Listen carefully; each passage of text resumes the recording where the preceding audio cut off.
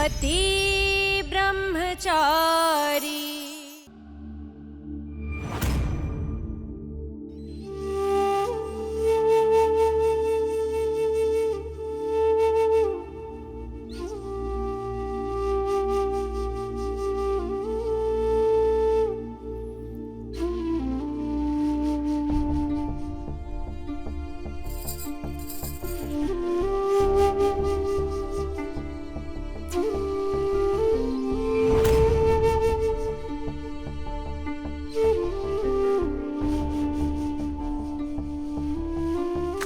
ईशा जी, ये आपने अभी तक खाना नहीं खाया। चलिए खाइए। भूख नहीं है। भूख नहीं है? अरे ऐसे कैसे भूख नहीं है आपको? देखिए मैं नखरे झेलने वाले पति में से बिल्कुल भी नहीं हूं, ठीक है? समझ गई आप? चलिए खाना खाइए। मैंने कहा ना, मुझे बिल्कुल भी भूख नहीं है, और मुझे भूख लगेगी तब मैं खा लूंगी। तुम्हें मेरी फिक्र करने की कोई जरूरत नहीं, समझे? सच्ची सबको लगता है बाबूजी ने जो शादी करने का फैसला लिया है वो गलत नहीं है, सिवाय आपके। सच्ची आप भी मान जाइए ना, और बाबूजी की खुशियों में शामिल हो जाइए। और कल अगर माँ लौटकर वापस आई तो उन्हें जो तकलीफ पहुंचेगी उसका क्या? सूरज, तुम पापा को बाबूजी कहते हो ना, पिता का दर्जा देते हो, लेकिन वो मेरे असली पिता है।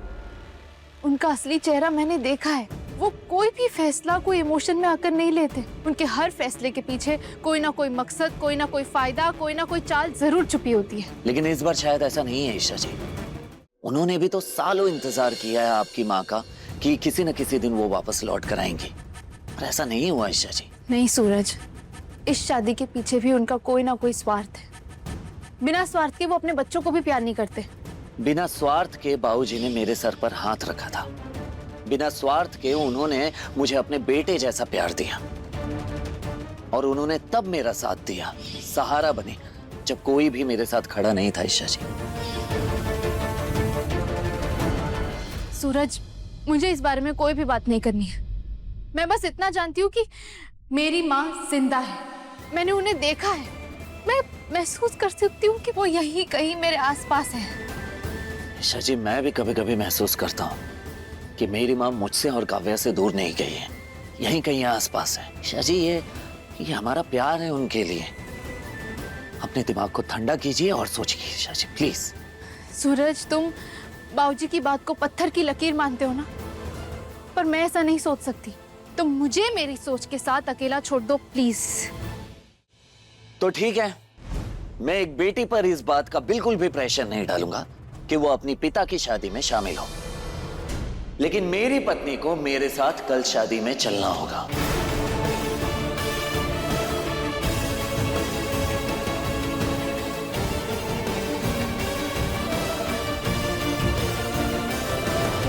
सूरज, अब जब भी तुम्हें गुस्सा आएगा या किसी पे हाथ उठाओगे तो तुम्हें ये पायल की आवाज सुनाई देगी। समझना, ये मेरी आवाज है जो तुम्हें रोक रही है।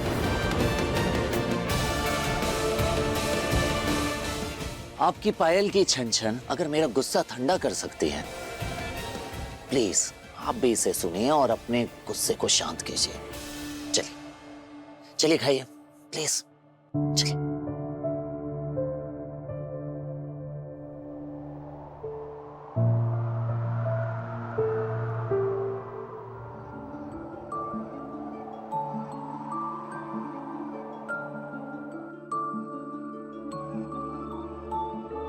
तू ना जरा सा भी मेरी तरह, ना कहीं से मैं तेरी तरह, मिलके भी दोनों हैं अजनबी। कैसी है ये दास्तां, ये दास्तां।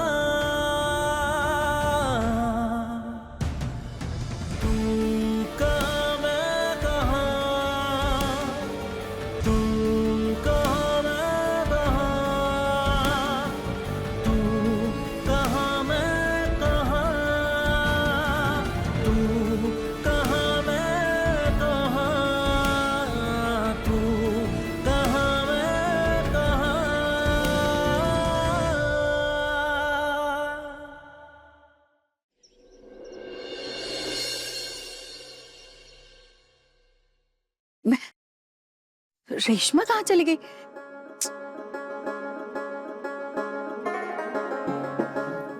सब ये देखो फूल। राजेंद्र जी इधर आइए, इन फूलों को वहां पर रखवाइए और उधर लाइट थोड़ी सी कम है वो बढ़वाइए। चलिए भाभी। जूस।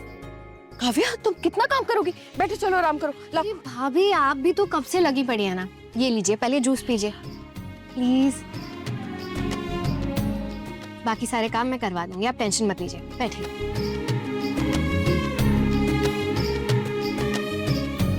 अरे सरोज आइए। नमस्ते।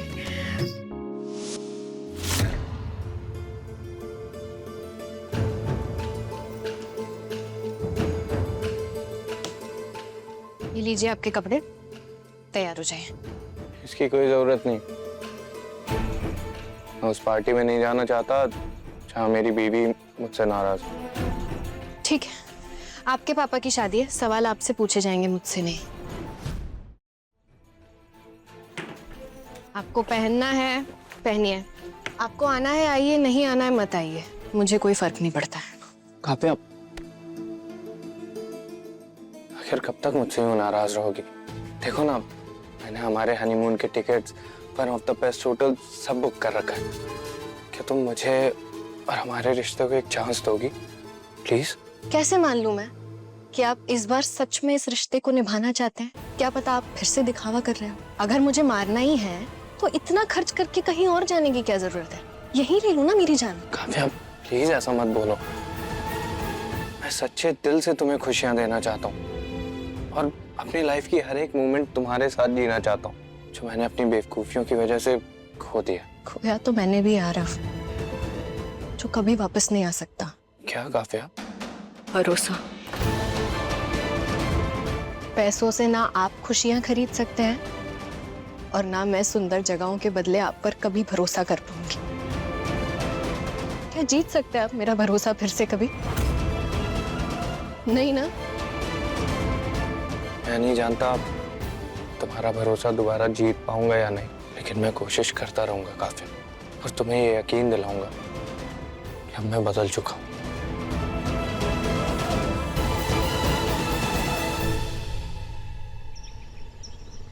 मम्मी जी ये वाली साड़ी कैसी लग रही है? देखिए ना, मैं सोच रही हूँ कि गुलाब सिंह जी के संगीत में यही पहन के जाऊंगी मैं।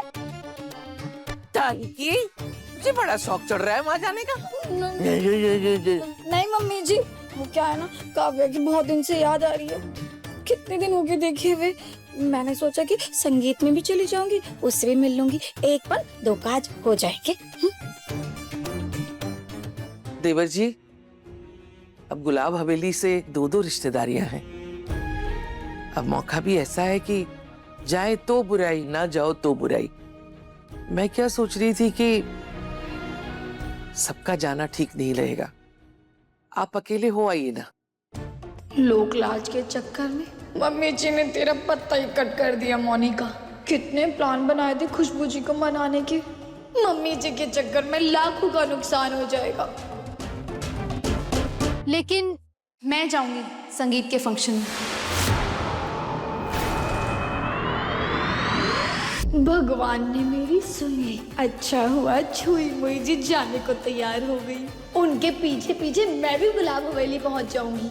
मैं पापा के संगीत के फंक्शन में शामिल होंगी, क्योंकि आज पहली बार मेरे पति ब्रह्मचारी ने मुझे हक से अपने साथ चलने के लिए कहा है। इसलिए मैं शादी के हर फंक्शन में शामिल होंगी। मैं अपने पति की बात सुनूंगी, लेकिन मेरी एक शर्त है। क्या शर्त है आपकी ईशा जी? यही कि शादी से पहले मैं दुल्हन से मिलूंगी। अगर वो अपनी मर्जी से, अपनी रजामंदी से शादी कर रही होगी तो मुझे कोई दिक्कत नहीं है, लेकिन वो जबरदस्ती किसी के दबाव में आकर शादी कर रही होगी तो मैं शादी को रोकूंगी। और फिर चाहे मुझे पापा का सामना करना पड़े या तुम्हारा, मैं किसी की नहीं सुनूंगी सूरज।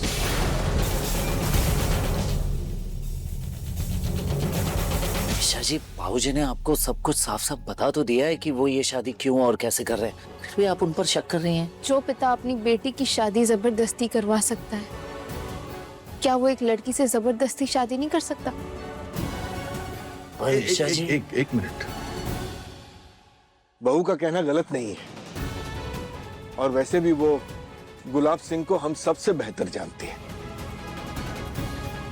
तो बोलो सूरज, अगर ये शादी जबरदस्ती हो रही होगी तो तुम मुझे रोकने के लिए मेरे सामने तो नहीं खड़े हो जाओगे?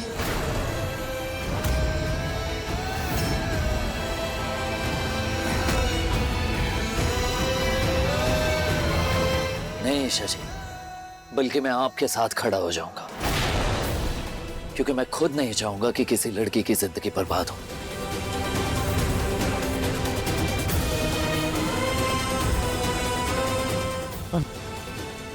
मुझे ऐसा लग रहा है कि बाबूजी ऐसा बिल्कुल भी नहीं करेंगे, क्योंकि ये उनकी भी जिंदगी का बहुत बड़ा फैसला है ईशा जी।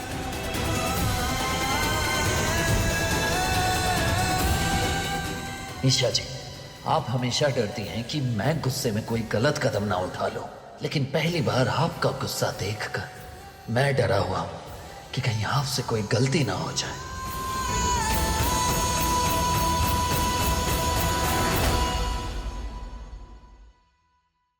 पति ब्रह्मचारी शाम 7 बजे दंगल टीवी पर।